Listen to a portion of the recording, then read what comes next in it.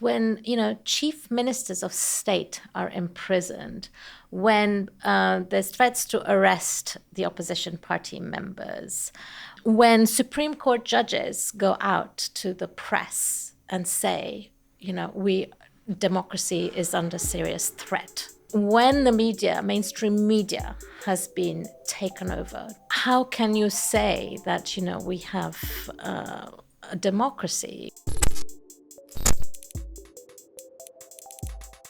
If I was to ask you, what is the world's single largest far-right organisation today, I'm sure you'd have some responses to hand.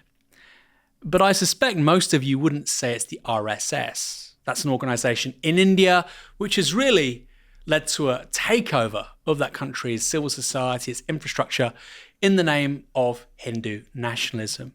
Now, the RSS created a political party called the BJP. That's the party of government in India. It's the party which Narendra Modi, the Indian Prime Minister, belongs to. He's the world's most followed politician on social media, the most significant political figure in India for decades. There are elections in India right now. 900 million people are eligible to vote. We'll know the results of those in early June. But 10 years into the Modi premiership and the perennial growth of the Hindu nationalist project, questions are being asked about whether India remains a democracy. We've long called it the world's largest democracy, but maybe that label no longer holds. Well, to discuss all of that today, we have a great guest here at Novara Media. Her name is Alpa Shah. She's the author of the Incarcerations, BK16, and the Search for Democracy in India. Alpa Shah, welcome to Downstream. Thanks, Aaron Bastani. It's fantastic to be here. We're talking about all things India today. Obviously, there are elections on the horizon. We'll know who's won them a few weeks after this comes out. In all likelihood, a gentleman called Narendra Modi will prevail once more. I'm sure many people watching, listening, will be familiar with him. He's quite eye-catching. Who is he? What's his backstory? How did he become the Prime Minister of this enormous country? Well, Narendra Modi is a 73-year-old Gujarati who has been brought up in a family of organizations led by what is called the RSS, the Rashtriya Swayam Sevak Sangh. This is an extreme right Hindu nationalist organization. It's a volunteer organization which has millions of volunteers across the world. And what they seek to do is to make India into a Hindu nation, a kind of exclusive idea of Hinduism as a foundation of a nation. And Narendra Modi leads its political party, the Bharatiya Janata Party, and this will be, if he wins, which he is slated to win, his third term in power, having already been in power as Prime Minister from 2014. Before that, he was Chief Minister of a state called Gujarat, where he is noted to have basically created a laboratory, an experiment, which he has now played in the nation at large.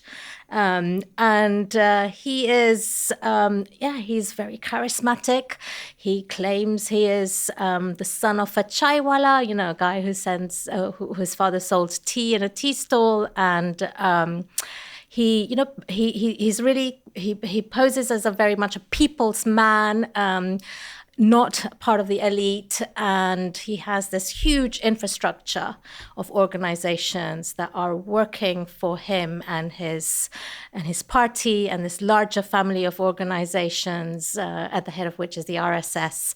It's a huge body, and he's like the figure for the nation. He also says that, he also claims to be a teacher for the world, a Vishwaguru. He is going to be not only recreating India he's not only going to rule over India, but he's going to create an India that's going to rule the world. And on that question of the RSS, because that's an organisation that goes back 100 years, it's given rise to Modi, it's given rise to the BJP. Who at this point is bigger? Because obviously the RSS is enormous. I mean, maybe you can tell me how many members it has. But presumably at a certain point, Modi felt that he was responsible to a certain social movement. But now he's one of the most iconic politicians in the world. Is he now bigger than the RSS? Has his coalition moved beyond that? Or is he still very much somebody who feels obligated to those circles from which he emerged? I think that's a very complicated question to answer. He's clearly got a group of people around him from the RSS who are his staunch supporters. His right-hand man is a person called Alpa Shah, who is basically a little bit younger and who stood by him throughout his time, from the time he was chief minister in Gujarat to now. And he, he's often the brains behind much of what Modi is doing and saying. He's also got a whole range of other people who are standing right in support of him. The RSS is, of course, a large organization, and there are many dimensions to it. And then there are also all of these other bits which are part of the family of organizations that form the Hindu family of organizations, which is, like a students' wing, there's a farmers' wing, there's a trade union movement. They've taken over parts of the judiciary, the media. So it's really large. So it's obviously hard to say whether everybody is in with Modi or whether he stands above it. But I think you can't have a Modi without having that huge organization behind him, and they're working with him on the ground and at all levels, including here in the diaspora.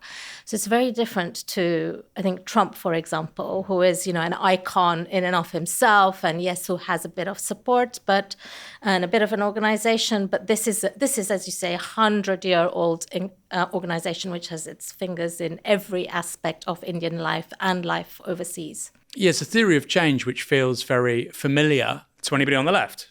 And like you said, it's rather alien to Trump, who's a confection of media, celebrity.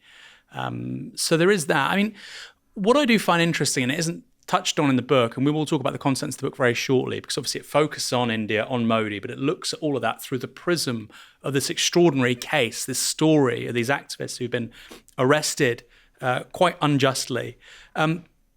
But what I find interesting with all of this is that you have tens of millions of people involved in the sort of Hindu nationalist political world, sphere. Do they disagree about stuff? Because, on the left or the right or wherever in politics, if you have 20 people in a room, invariably people disagree. There'll be factions, there'll be caucuses. Is that the same with the RSS and the people around Modi? I haven't done an internal study of the RSS, and there are bound to be disagreements. But there's also a kind of real, I know how some of these organizations work on the ground, like the schools that the RSS develop, which is actually a school that I wanted to go to at one point, except didn't realize that, girls aren't allowed. Anyway, there's extremely hierarchical, really very much based on, deferring to authority. And India is, of course, a very hierarchical nation. Hierarchy is embedded in, the caste system which founds it. So it's, I think, it's astonishing for its hierarchy and its deference. Deference is a really crucial part of this family of organizations. So and of course, they work. They some of them work separately to each other, but they're all also in communication with each other. They're all working towards a broader ideology which unites and ties them together. And of course, there are critics of Modi even within, but now he has so much power, both in India and abroad, that it's difficult to undermine his position from within. Because if you look at an analogous organization, I suppose one might be the Chinese Communist Party, right? Which is hugely effective in taking a certain country in a certain direction. But historically, that's had to be quite bounded, quite secretive. There have been punishments for transgressions, etc. And yet the RSS, the BJP, Modi has emerged in a very different political context. It's emerged from a liberal democracy, which is what makes it so interesting. And like the Chinese Communist Party, in the UK, we don't really know anything about the RSS or about the BJP. And that strikes me as quite unwise because, it could be one of the most influential political movements of the 21st century. I mean, maybe the most. What are its sort of historical origins? We said it goes back a century. Who are its influences, particularly from Europe? Well, I mean, it has Golwalker was its like kind of second chief, MS Golwalker, and he was very influenced by Hitler, parts of the RSS, very influenced by Mussolini and Mussolini's black shirts. So the RSS itself was set up with those organizations in mind, explicitly so, and they're admiring of what Hitler created, the idea of the nation, and so there's lots of parallels, but essentially it's it's just. Of course, it's been banned in certain periods in time, but what's extraordinary about it now is how it has taken over so many parts of Indian society, organizationally, institutionally, but also, as you say, it's, what's different to the Chinese situation is it's given rise to lots of people on the ground who aren't even necessarily members of this family of organizations, but who are willing to take on, things they think it wants them to do on the ground. So what I'm talking about is like you see mobs on the street who are ready to punish Muslims, who are, of course, the big other in India today, the big other of Hindutva, the people to be who are not part of the vision of the Hindu nation as envisioned by the RSS and its notion of the Hindu nation. And there are young people on the street who are ready to take on a form of policing, to police Hindus who they feel might be taking over, to police Muslims who they feel might be taking over Hindu land or Hindu women, it's a violent form of policing that they're ready to carry out on the street. So we've really seen the rise of lynchings, which have been documented by many organizations. And violent lynchings, which end in murder. Muslims are one of the enemies. The others are Christians, of course, and also people ready on the streets to carry out, riots, which of course is at the center of my book, a particular riot that happened in the town of Bhima Koregaon in 2018, which we could maybe go into later. But it's people who, without even orders having been cast from above, are ready to morally police ordinary people, their brothers and sisters, their neighbors. And this is very, very, very, very scary and frightening. And and Modi is able to, to have speeches which inspire, the crowds to take action. I mean, these elections have been quite extraordinary because they have been openly hostile to Muslims. Speeches that the Prime Minister himself has delivered have cast Muslims as infiltrators, really stereotyped Muslims in a very negative light. And he's just been allowed to do that. I mean, I mentioned the CCP a moment ago. I suppose another parallel here might be in Iran. You have a quote-unquote revolutionary apparatus. You have the Basij, you have the Revolutionary Guard. So you have a parallel state. You have a parallel army, you have parallel police forces, etc. And in China, you don't have a parallel state. They took the state. But in India, it sounds there's a third kind of ideal type going on, which is you parasitize the state, but also you interface with civil society in a quite open way, almost like a wiki authoritarianism. If you want to opt in, you can opt in. If not, you don't have to. You can briefly and go back out again. That to me is really fascinating. And as we'll talk about over the next hour and a bit, maybe, the authoritarian nature of where India is going, the unique qualities of that. Before I ask who the BK16 are, what is Hindutva Rashtra? I mean, you mentioned Hindutva ideology, you mentioned its relationship to Muslims, but what do they want? What are their objectives? What's their manifesto? Mm-hmm. So Hindutva is political ideology, which basically seeks to create the Hindu Rashtra, which is the Hindu nation.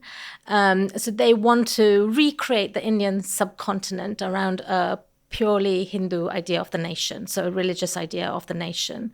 And of course, India has 200 million Muslims.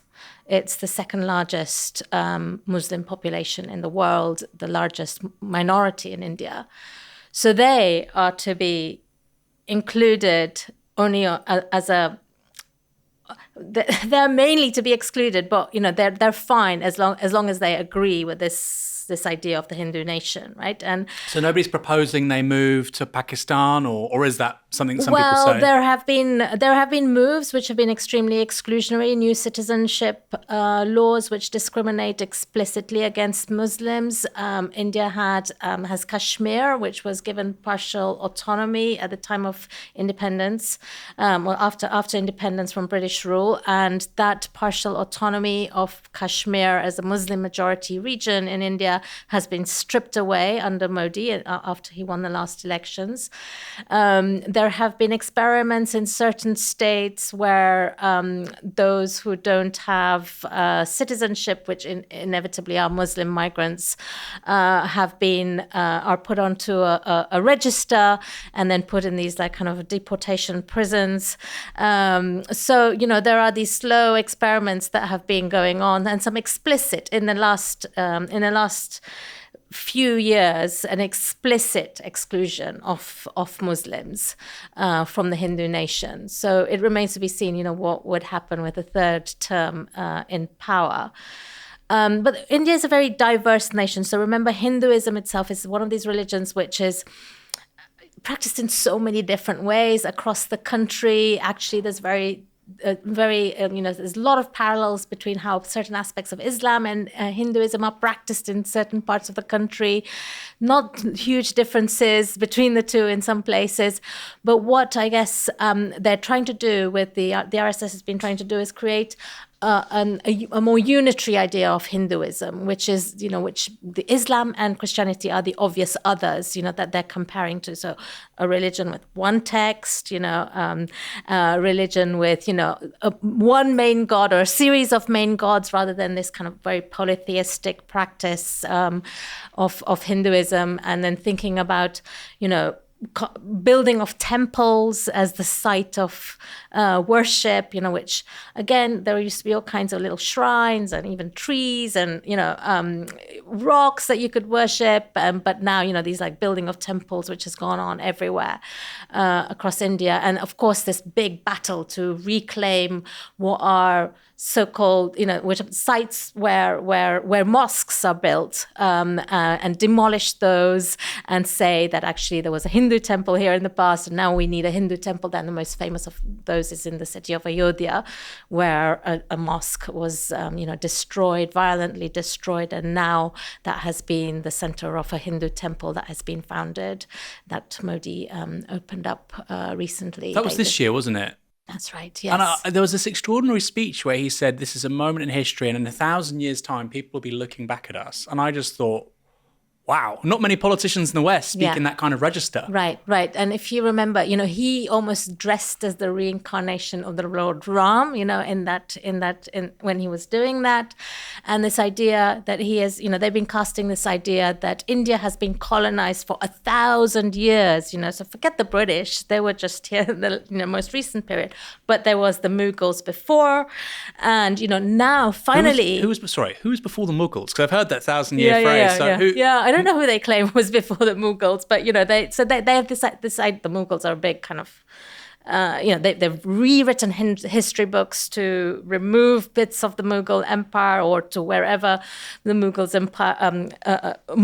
emerged. It's like they're cast in a very, very negative light, and so so this idea that finally we're going to go back to this ancient past when India was glorious and it's been destroyed over 1,000 years, and now finally we are going to regain that mythic past and make India into this, super race that is going to not only rule India and Indians, but rule the world.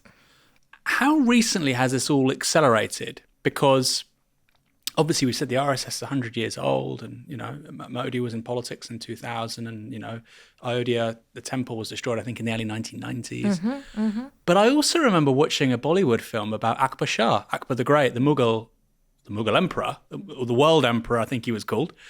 And it had a very handsome, Hindi actor. And it was about sort of cultural interactions between Muslims and Hindus. And there was a moment, really, 20 years ago, where people were talking, people like Amartya Sen, the argumentative Indian, where actually India was this fulcrum of diversity of thought, intellectual freedom. Now, clearly, these guys have been around for a really long time. So how has that accelerated over the last 15, 20 years? Because you're describing to me like a theological project, a fanatical project.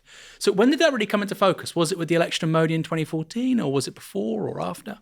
As I say, I think these deep roots have been worked on over a very long period of time. So for example, the diaspora. 1947 was the first shaka, the kind of branches of the RSS went abroad. They went to Kenya, they went to Myanmar, they exist here.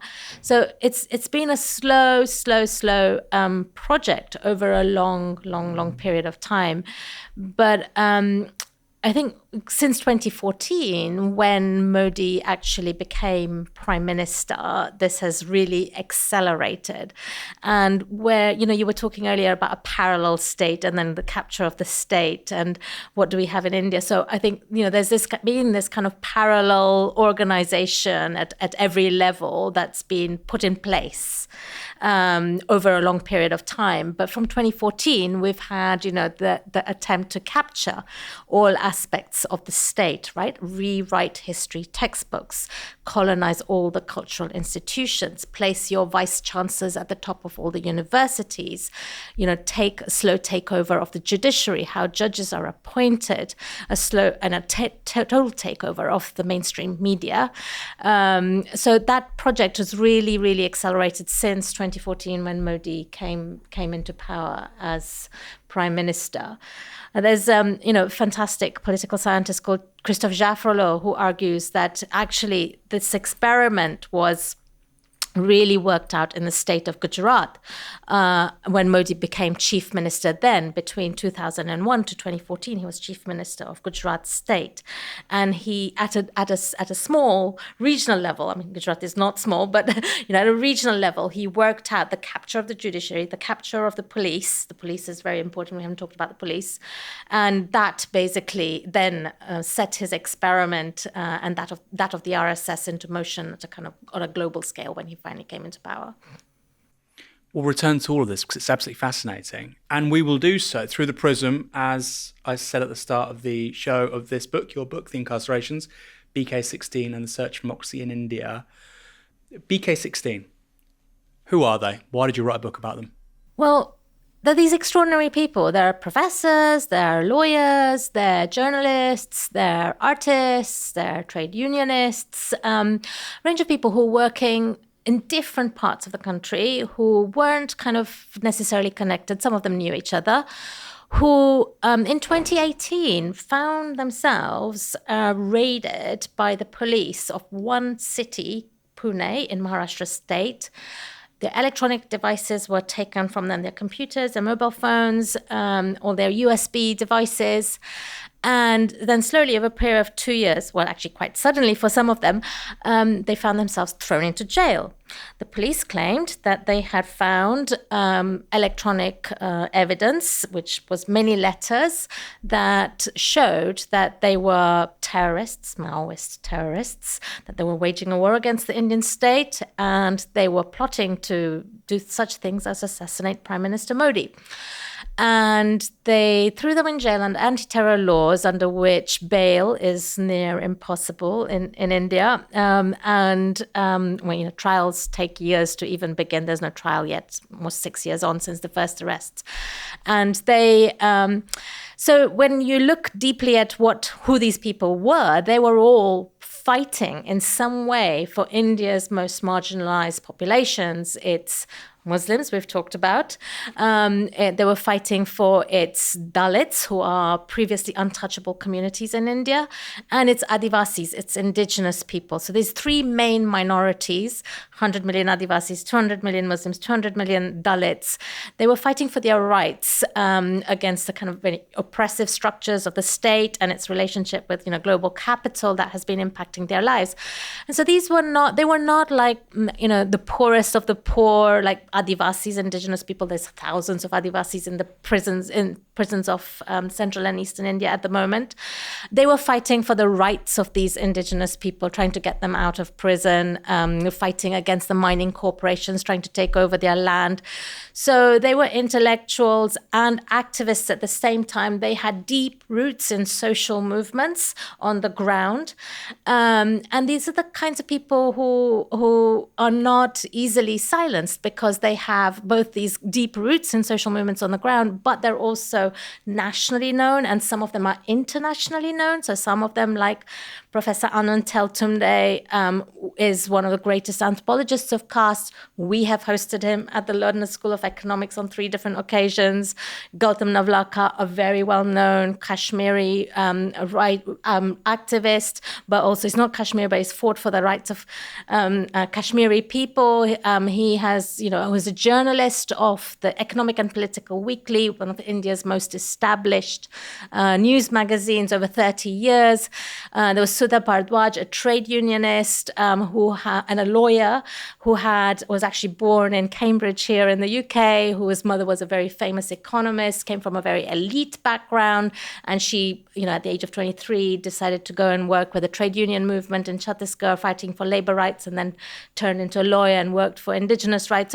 So these were intellectual activists who found themselves in prison in this case. And I mean, as my book shows, it was a way to send a strong message to anybody doing this kind of work that be careful, the knock could be on your door anytime, the knock could be at your door at any time. And so it was a way to silence all kind of dissenters of the regime who were working on the ground, and also and to send a message against anyone, but also to stop, basically to stop this kind of work from taking place in the regime at large. It's like they could silence NGOs, they could silence, they found ways of silencing other people, but these people, they couldn't kill them because they were not, they couldn't kill them because they weren't completely powerless, but they silenced them by putting them in jail.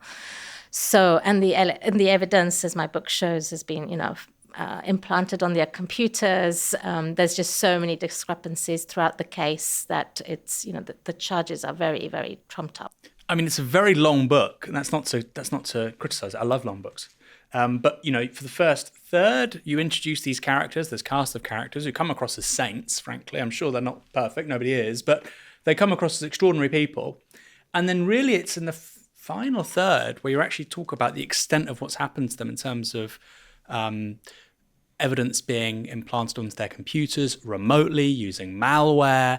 You speak to various experts in the United States, world-leading experts who very overtly say that this is a hacking effort. They talk about who's done it, where, very close relationship to the police. We spoke a moment ago, or I said a moment ago, about the sort of wiki nature of authoritarianism in India. And that seems to sit well with that, because it wasn't necessarily, India's equivalent of the NSA taking the order from somebody in the government, do X, Y, Z. Maybe it was, but it may just have been actually middle-level functionaries within a certain police force themselves taking orders from central government, themselves finding, hackers who probably don't work for the police but are freelancers. It seems incredibly loose. So we're talking about authoritarianism, we're talking about state clampdowns on freedom of speech, these activists, but at the same time it's done in a way, frankly, which for a European is very strange. You can't imagine something like that happening in the UK or the US in a similar way. Has there been any sort of justice for these people? Because you said there's no trials so far. We're 6 years in. 2 people have died in prison, I believe. One person has died in prison. Yeah. Sorry, Stan Swami, a Jesuit priest, yeah. 82-year-old Jesuit priest, yeah. 82-year-old. 83 years old when he was put in prison. He was imprisoned at the age of 83 with severe Parkinson's disease during the COVID pandemic, and 6 months later caught COVID and died in jail. And there was another octogenarian, wasn't there, who Varvara Rao. Yes, he's still alive. He's out on medical bail. Yeah. Just extraordinary. And actually, we'll return to this idea of India and its authoritarianism and the direction it's going. I try to be skeptical when people talk in those terms, even though I agree with the hypothesis. But the more I read of those cases, my jaw dropped. And I do not understand how it's not a cause célèbre across the English-speaking world. Just to go back to, yes, there is, the cyber forensic experts that I spoke to in the US who basically have shown how this implantation happened, that the fact that the evidence was implanted on their computers and how it might have happened, they haven't spoken to journalists about this, but I was able to piece together what might have happened through them. What they said is, yes, it's it was so shoddily done. It's quite extraordinary. But what is also the case is that definitely that the highest levels of the state have been involved in this case, because when there were questions raised of the Pune police, the Central Anti-Terror Task Force, the NIA, which is under Amit Shah, who we were talking about earlier, the Home Minister, Modi's kind of right-hand man, they took the case straight out of the Pune police and they took it into the Central Task Force, and basically they're running it from there have been running it from there over a number of years. So yeah, I think that you're right. There are these kind of wiki kind of aspects to it, but there is also this coordination, and they're watching what's happening in different places, and on the one hand letting things happen on the ground, but on the other hand also taking action to make sure that things swing in the right direction. Yeah, I totally get that. I don't want to give the impression that central government is not complicit, but the nature of it really is extraordinary, and it triggered so many thoughts for me because, of course, and you make this reference yourself, India is known globally as the sort of the home of outsourced back-end software development, customer services, and actually, if you want to outsource the surveillance of domestic activists, I mean, India is probably going to be the global hub for that in the decades ahead, which is a problem for us in Europe. It's a problem for all sorts of people, but it's a particularly big problem for Indians. I know. It's extraordinary because I was talking to these cyber forensic experts in the US saying, well, so who could have done it? And I was thinking, it must have been somebody in the US who was doing this, implanting evidence. And they were just like looking at me. And I was like, okay, IT. Yes, of course, India is known for its IT technology. It's, so it's all happening in India. Of course, we can't totally evidence exactly how it's happened and exactly who did it. But yes, India is the home for hackers for hire, mercenary gangs that are used all over the world. Corporate lawyers in England are hiring hackers back in India. You need any job done, you've got India there. And as they said to me, there's no regulation against this stuff. I mean, there's no implementation of regulation against the way in which hackers are being used in India. So it's the Sunday Times did an extraordinary report about this, actually, and they went undercover and they filmed all these hackers for hire in India, and they told them, on camera who they've been hacking and how they've been doing it. And yeah. Boris Johnson, the Swiss, the heads of Switzerland, it's like lots of people all over the world can use hackers for hire from India. And yeah, it's a problem for anybody really, anywhere in the world. We're not just, Indians, yes, but all of us really. We used to go to India for our call centers. So why not hacking? So when we think about surveillance, obviously, in the 80s, you had the Stasi, and then more recently, you think about corporate surveillance. We've given up so much data to big business. But I never thought about the cost of entry falling for surveillance for a private individual or for a state entity in this manner. So if there's a private business, or even if there's a jilted ex, and they happen to be a millionaire or a relatively well-off person, they can get all kinds of data about somebody they might want to revenge. And it really triggered so many thoughts. What's scary about this is it's not just hacking and snooping, right? It's implantation of evidence. Yeah. So things have been doctored and put on your computer. Some of those letters that are found on the BK16 computers, including the assassination plot letter, like they haven't been opened by the people themselves whose computer they've been found on. So that's the extent of evidence tampering, is a very kind of polite way of putting it.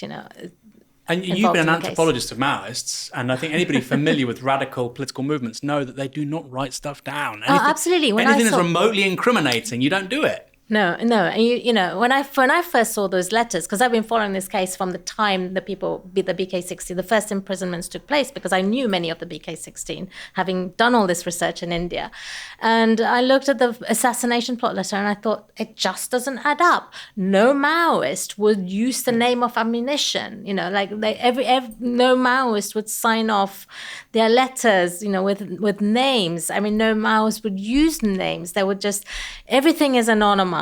Everything is anonymized. Even the words for bullets are anonymized. How you make bombs, everything is anonymized. So I just saw these letters and I thought, just none of it adds up. But I wasn't the only one. Lots of big security experts in India who have nothing to do with the BK16 have nothing. They were all questioning these letters. So it wasn't surprising when they then undertook these investigations and found that they had been implanted. Why has there been more attention on this case? We're talking about relatively, big figures. You've had people like Arundhati Roy intervene. And what's at stake is obviously something quite significant, democracy and civil liberties in India. And I have to say, I'd not heard of BK16 until I read your book, and I'm in the news industry. What explains that? Why haven't the BBC, The Guardian, I know they've reported on this story. Of course they've reported on it. The BBC even had their offices recently raided by the Indian state. But why hasn't it had a bigger profile? We hear about all kinds of awful things happening, whether it's quite rightly, in Russia, Ukraine, China. This does seem to me something you'd associate with a very authoritarian regime. So why has it not been bigger news here in the West? It has been covered a little bit. The Guardian did do a long read on the BK16, which was great, by Siddharth Deb quite early on in 2018. However, I think we still have, we in the West have this idea that India is not China. And we want to really believe that. And we need that because we need India to do our trade deals. India is going to be, one of the major economic powers in the world. It is the most populous country in the world. We are a tiny nation. We need India. France needs India. Germany needs India. The US needs India. Everybody needs India. So I think this story is obviously that one issue is that, it's an ongoing case. People are afraid to touch such things. That's, the trial hasn't even begun.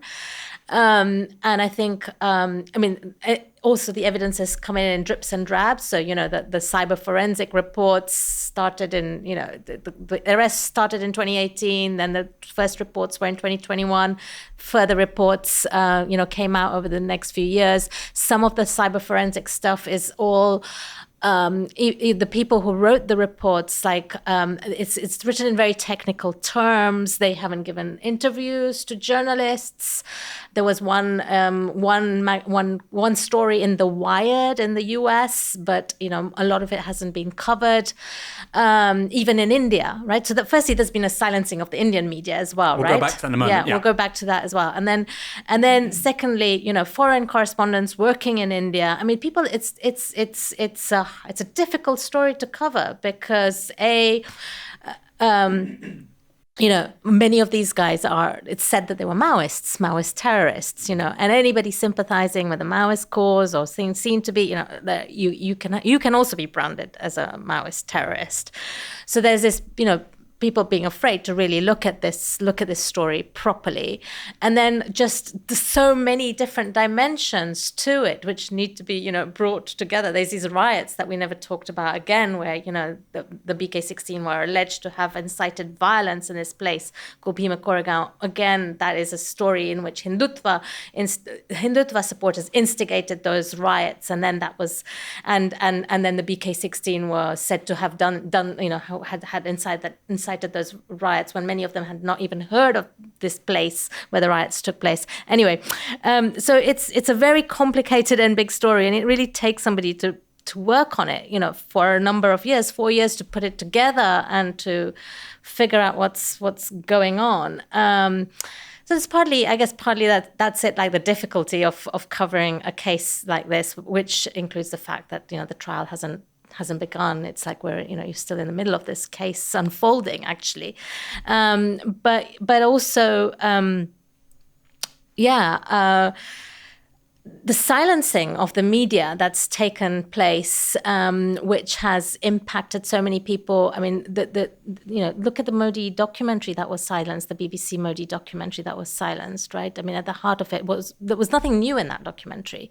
Many Indian journalists had shown how those riots in Gujarat happened, and we can talk more specifically about those. Right? In 2002, there were riots in the state of Gujarat under Modi's chief ministership.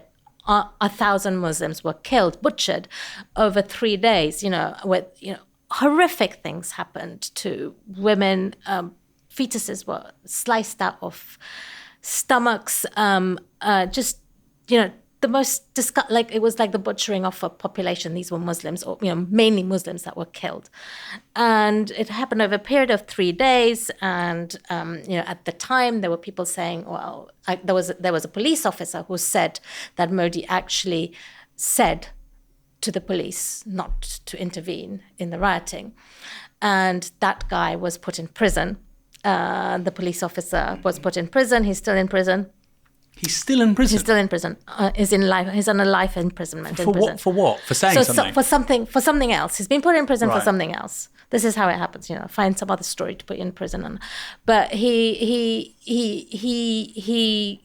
still in prison. So any whistleblower, anybody who called into question what's happening, has been silenced. There was a judge who was really raising questions of the operations of the courts. This judge was found dead. In the investigation, there were serious concerns that he had been assassinated. He's supposed to have died of a heart attack. We don't know. All the investigations have been silenced. The judiciary has been taken over. The police is partial.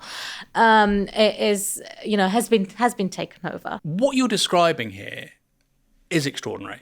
It is extraordinary. So, students, for instance, trying to broadcast that BBC documentary, they were stopped from doing so.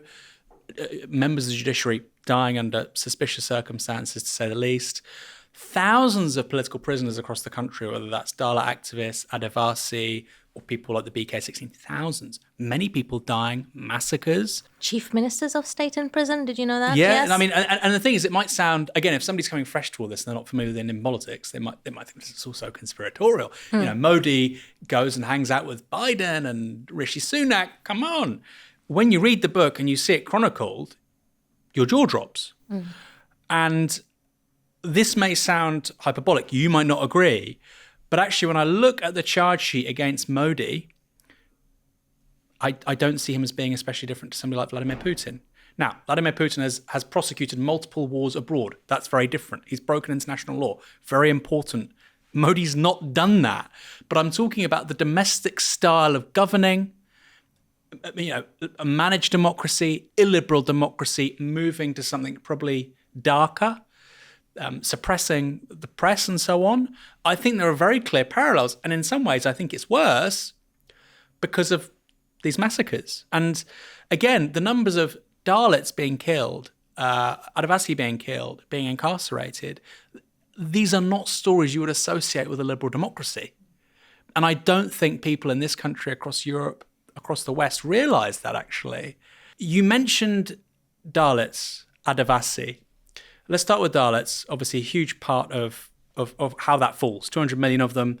They could be a part of that Hindutva coalition. They might be in opposition to it. Dalits are at the bottom of the caste system. What does the caste system look like? Is it still meaningful? Does it still define people's lives in India in 2024? Especially if you're at the bottom, yes. There's many people I know who are at the top who say, well, caste doesn't exist in India.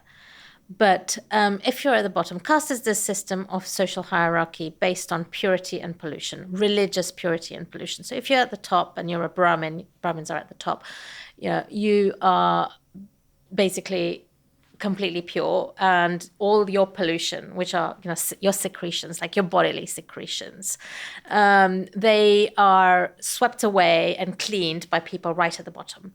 So the right at the bottom are the untouchables, previously called untouchables, who are untouchable because they have been taking away the pollution of all the castes above them, and they are the most impure of the lot. And usually you find incredible segregation in Indian society. You get to any village and you'll find that the Dalits live in a little hamlet, which is at the edge of the village, which is like downstream from any river that's flowing, or where the wind blows. They'll be at the bottom of where the wind blows because they can take all the pollution that's coming from above, and they are the ones that are the sweepers. They are the ones that are the people that will remove the dead carcasses of cows or animals in India. So there's a kind of economic. It maps. Their position maps also onto an economic hierarchy. Although caste is a kind of social hierarchy. So you have castes at different kind of scales, and this religious, system of religious purity and pollution, and you're born into it. So you can't change your position in society. You're born a Dalit, you remain a Dalit, So, there was this idea that with modernization and development, caste would basically disappear. But, as we've shown through a lot of different research projects, actually caste has got further entrenched with industrialization, with capitalism. Caste has got entrenched within India, so that the Dalits have remained at the bottom of the hierarchy. If this wonderful study we did in a gelatine factory, making kind of gelatine from animal bones, which is a Japanese intervention in India. And they, who are the people that are cleaning the bones?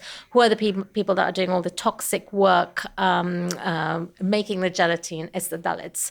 How are they employed? They're the ones that are on 0 hours contracts. They are the ones that have no say in any. They have no form of labor rights on daily wages, whereas the people at the top are the factory owners. The people who have the permanent jobs are people above above the caste hierarchy, the people, the high castes, who were previously high castes in the agrarian system. So you have this kind of system of hierarchy that gets mapped and remapped into different kinds of versions of the Indian economy, they have called themselves Dalits. The Dalits is a kind of word, they were called different things over time. So Gandhi called them Harijans, children of God. Dalits is a kind of self-declared term, which is now a politicized term, which, there's 200 million Dalits in India. They belong to different kinds of caste groups, and there's also caste within Dalits. So, Dalits like actually reproducing the caste system amongst them to those that are below them.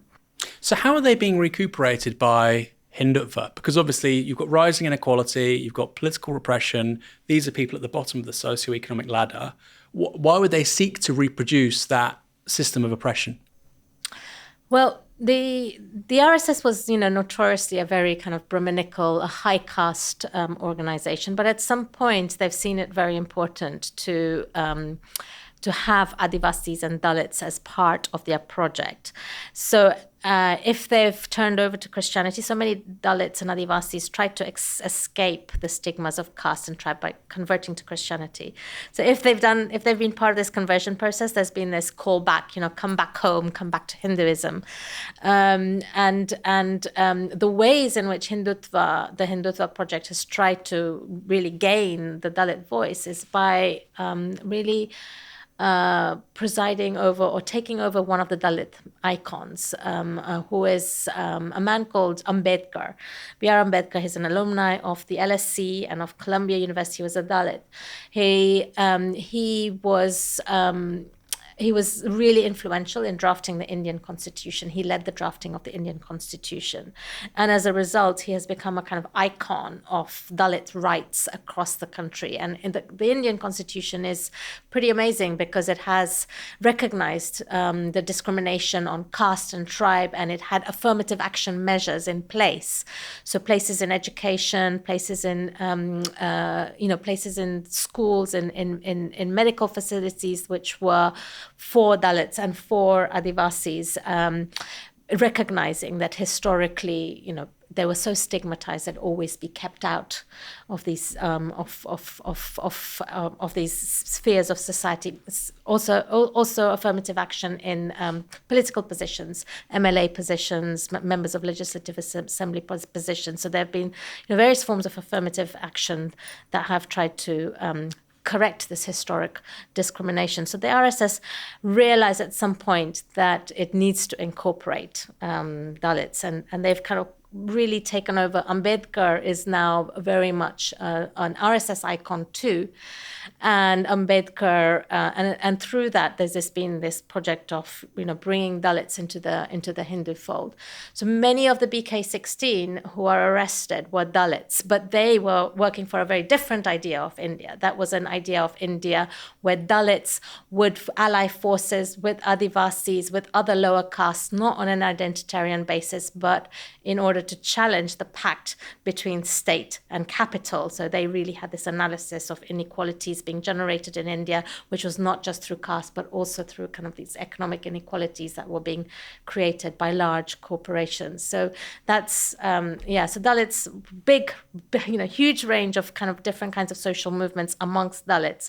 The people that are the most dangerous for the Hindutva project are those that were actively working against it by trying to bring Dalits into an alliance of leftist forces with other groups.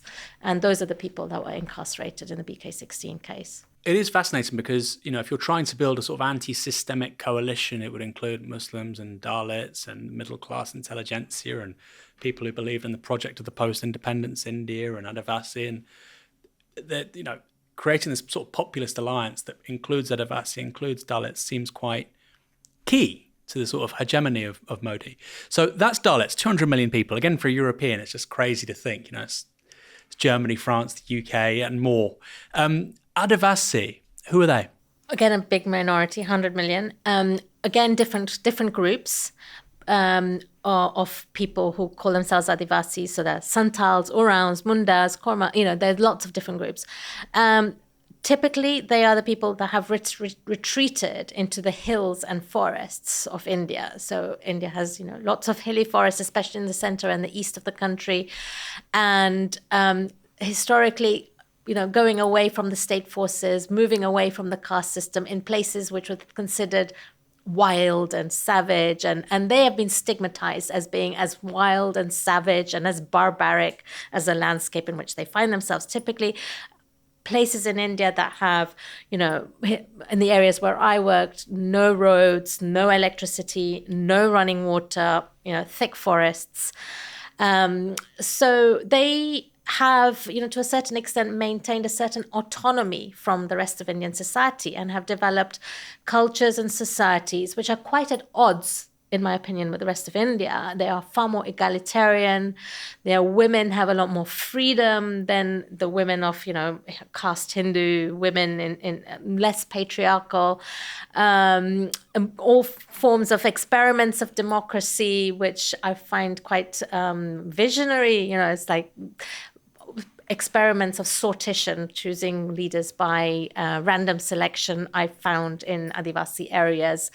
So not all that much work has been done on them, surprisingly, and they are.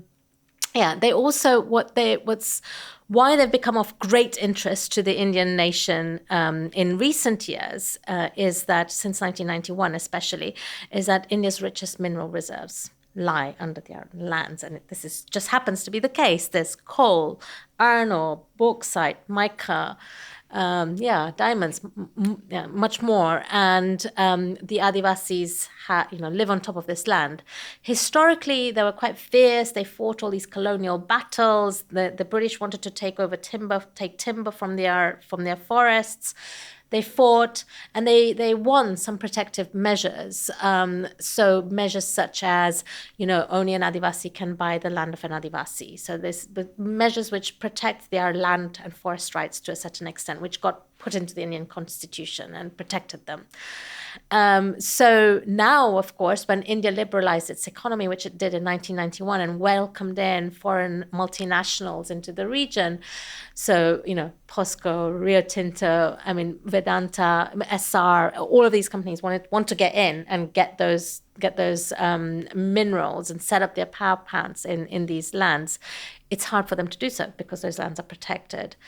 So Adivasis have, especially since 1991, faced quite horrific counterinsurgency programs with the state taking over their lands in forced, displacements and dispossessions, and military battles which have been fought in their homelands against Maoist-inspired guerrillas, Naxalite revolutionaries who have also been operating in India for the last 50 years and who made those Adivasi lands their kind of home, their guerrilla zones over last 30, 40 years or so.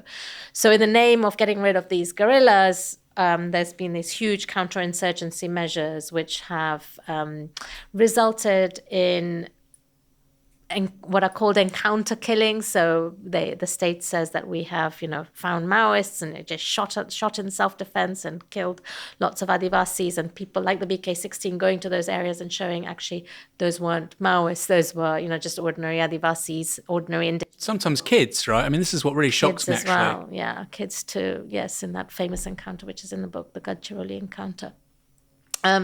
Yes, and in prison, mass imprisonment, mass incarcerations. There's thousands of Adivasis in the jails of central and eastern India. People like Stan Swami, the Jesuit priest I mentioned, realize that there's so many Adivasis in these jails, and that actually they would never have any legal. They wouldn't have never have access to any lawyers or any form of legal aid, and they're just gonna grow old in jail and die in jail. So he had this petition to the Jharkhand government saying, that you have to get those people out of prison, all of these Adivasis and other minorities in the jails of Jharkhand. And he said that, that's why he thinks he became a thorn in the flesh of the government when he filed a petition against the Jharkhand state for imprisoning all of these Adivasis as alleged Naxalites without, evidence really.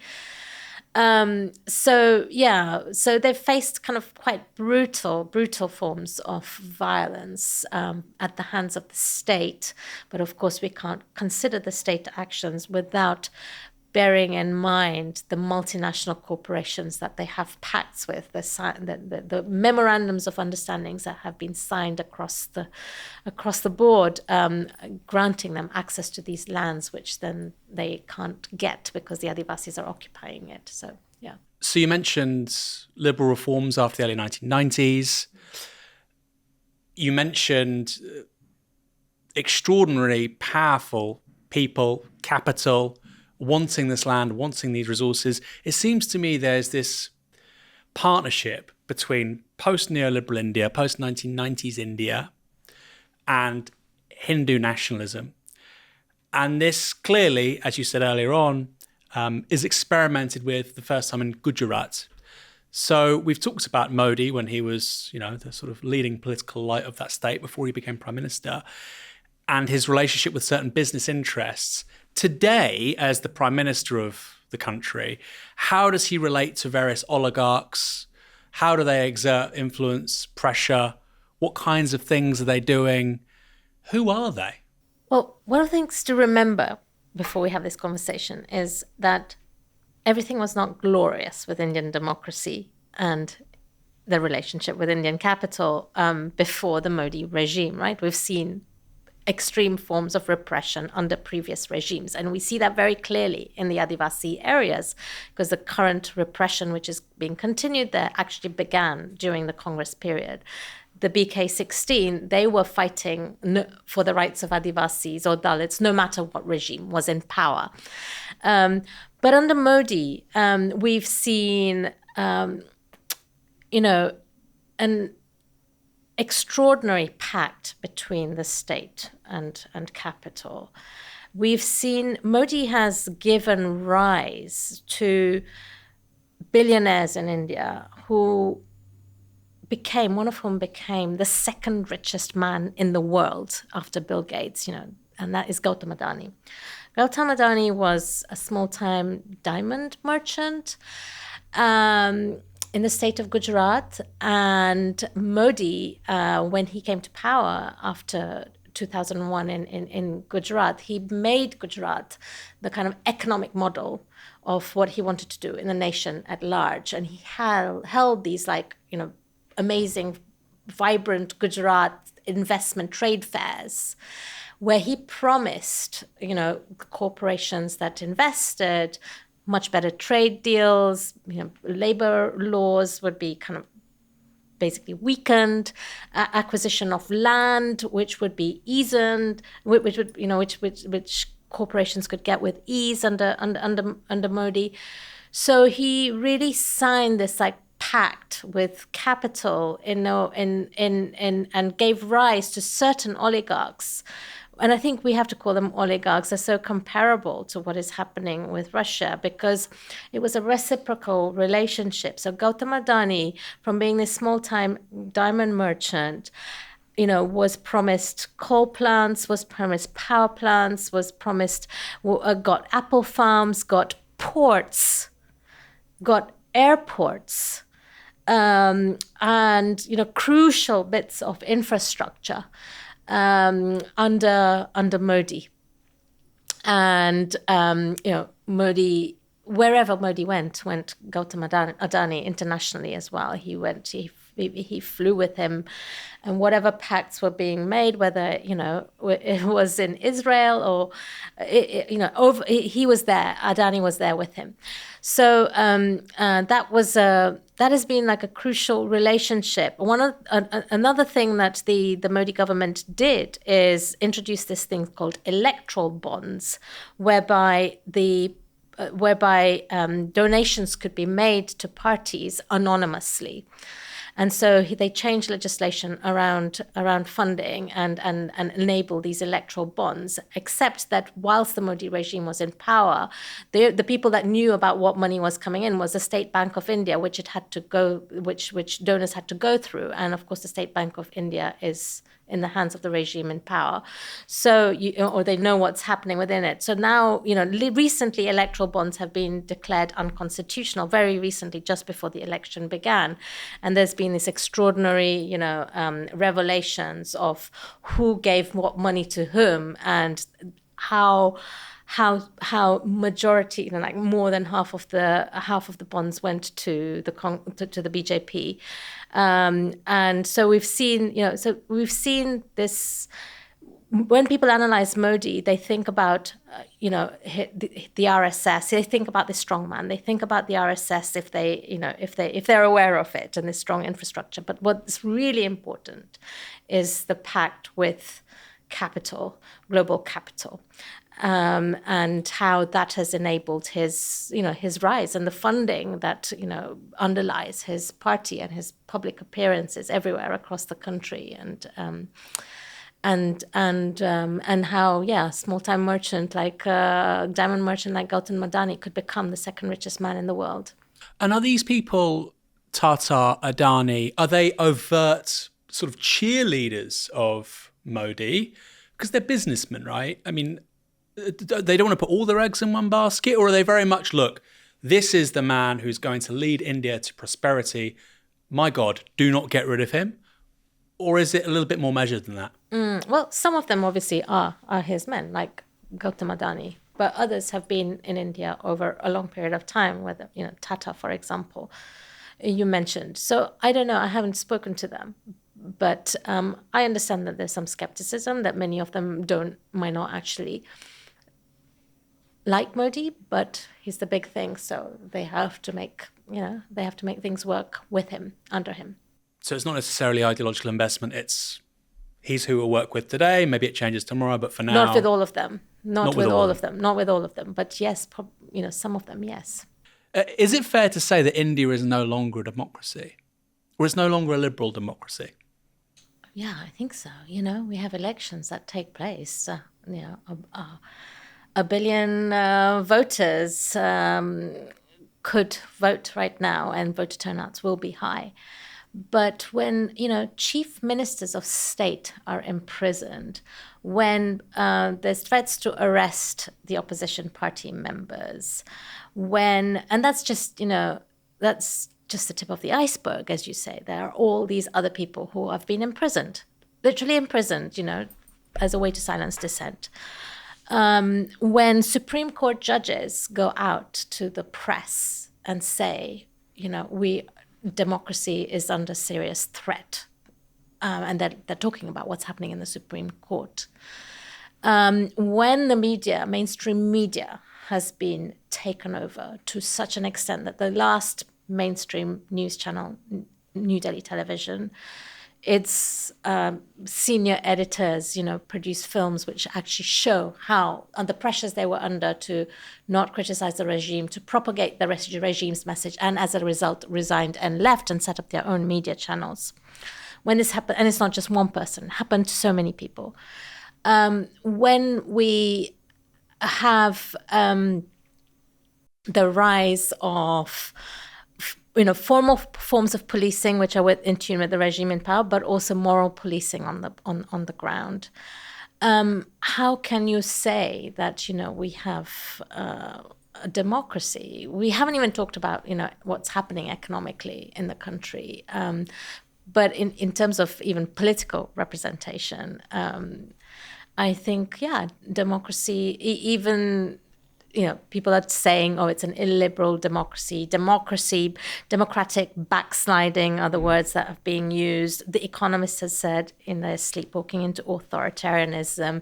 The VDEM Institute, which kind of measures democracy, democratic freedoms across the world, has said that India has, severely declined. So I think it's, we have a ritual, which is called, which is the elections. But whether we have a democracy, I think is seriously under question. You mentioned judges. I mean, one of the most striking things was judges recusing themselves from being involved in particularly controversial cases. I mean, that just speaks to me of the breakdown of the independence of the judiciary, because they obviously think that the costs of personal professional costs are too high for them to be getting involved in this stuff. Right. And at that point, you no longer have a judiciary. Right. Yeah. I mean, you do, but yes. And what's really interesting is the first judge to dissent in the arrest of the BK16. So at the time when some of the BK16 were arrested, the original 10, there was a judge who part of people in society, like, you mentioned Arundhati Roy, but there are these other, like, really well-known, well-established figures like Romila Thapar, the historian. She and a number of other academics, intellectuals led a petition saying you can't arrest these people. These people are intellectuals. They are professors. They are lawyers. You just can't arrest them. And so the three judge panel that heard their petition, two of them said, no, they go to prison, and one dissented. And that dissenting judge said, dissent is a safety valve of a democracy. If you don't, we need people like this, otherwise the pressure cooker can burst. And that guy is now, his name was DJ Chandrachud. He is now the Chief Justice of India. And, the BK16, most of them are still in prison. So you have, when judges go out to the press, they don't do that. Supreme Court judges never go to the press. It's that are declaring an emergency. So that's the state of the judiciary. A democracy has to have an independent judiciary, an independent media, an independent police. All of those things are totally compromised in the country right now. The thing is, I could have asked, why haven't there been bulwarks against this happening? But actually, it's worse than that. They're complicit. The judiciary and much of the media are complicit in what's happening. Let's spin this around, though, for a moment, because, again, somebody looking at this completely fresh, or even somebody who's a fan of Modi, if they're watching this, I would like them to be watching this, because then they might change their mind about something. They might say, well, look, this guy has some of the highest approval ratings of any politician in the world. They are extraordinary. He has immeasurable popularity with the majority of the population. You're just a foreign-based person of Indian heritage, classic liberal intelligentsia. Doing him down, he's doing the best for India. What would you say to them, particularly given, he is clearly, they're not rigging elections, not yet anyway, and he's clearly very popular with the majority of the electorate. What would you say to them? I so understand their position. Like most of my family, most of the people I know think Modi is, God, and everything is glorious under Modi. And especially like outside of India, Indians abroad, what do they see? Or even Indians in India, what do they see? They see, so the middle classes see that things have improved to a certain extent. They can go from one air-conditioned airport to another air-conditioned restaurant. They can travel along, beautiful roads. They can't see the poverty because it's been put somewhere else. They have a more beautiful experience, in their view, beautiful experience of the country. They see progress. They see development. They see, and then they see this figure who is, is so popular everywhere. They see he is, giving these amazing speeches, and he is a charismatic narrator. But also what he has, the one thing we haven't talked about is his, he's so savvy in terms of the media. He has his own, in terms of WhatsApp, in terms of social media. He had, a Twitter account. He has a whole army. The BJP have a whole army of trolls that are working for them, that silence dissenters, but also that propagate, the Modi message. So they're very hard. And there's a famous journalist or very well-known journalist called Swati Chaturvedi who wrote this book called I Am a Troll, and spent time in the BJP troll cells to look at how they're they've got this whole infrastructure that is supporting the Modi regime, his image across and his image across India and abroad. Lots of WhatsApp messages, videos that go viral, of things like Modi having winning a Nobel Prize, and these messages are sent. You don't know where they're coming from, but they're spread virally, but actually many of them are fake, or they've been doctored or show a very partial picture of what is out there. So you're getting all these sound bites. And then on the other hand, you're getting a kind of complete silencing of things like the VK16. You asked, why haven't we heard about the VK16? And part of the story is also how this whole case has been silenced in India. People are afraid to cover it. Many people have said to me, and also the editor who asked me to write this book originally, said, you can do it because you're outside of India. No Indian person can actually write a book like this, and we can't publish a book like this. People have been silenced, and there's a self-silencing going on as well as a result of this. So I can, and people want to believe, the middle classes want to believe that India is great, that we are a great nation, and that's the positive message that Modi sends out, and that we all are complicit in propagating by welcoming him abroad with such open arms and the red carpet, and, with Cameron's embrace of Modi at Wembley Stadium, Trump's embrace of Modi in Houston. These ideas then get propagated within India as well, right? There's very strong. There's a real. People look to the West, people look to England, people look to the US, and if Modi is being welcomed so brightly, given space by Joe Biden in the Democracy Summit to say that, India is not only the largest democracy, but it is the mother of democracy. He is seeking to displace the idea that Greece is the mother of democracy, with India as the mother of democracy. So we are also complicit. And I think, I wrote this book not just because of the BK16 and how extraordinary they are, which I do think many of them are, and all of them are in different ways, but because this is such a fascinating case which reveals, a much wider collapse of democracy in the country at large. Alpa Shah, incredibly illuminating conversation. Thanks so much for joining us here on Downstream. Thanks so much, Aaron Bastani. It was fantastic to talk to you. Brilliant questions. And I hope loads and loads of people will hear this show and open their eyes to what's going on in India, which matters for the world at large, right? Yeah, the book was hugely eye-opening to me. So, I hope they do watch it, and I hope as well they get the book. Thanks again. Thank you.